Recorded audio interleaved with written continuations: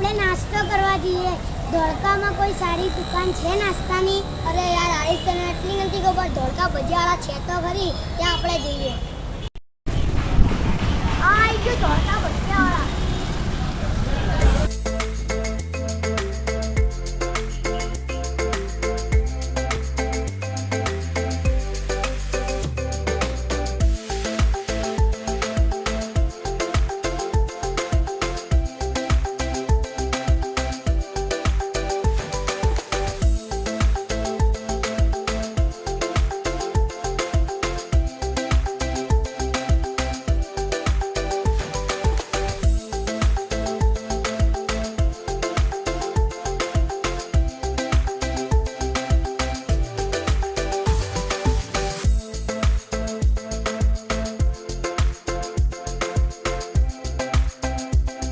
નાસ્તો કરવામાં મજા આવી ને?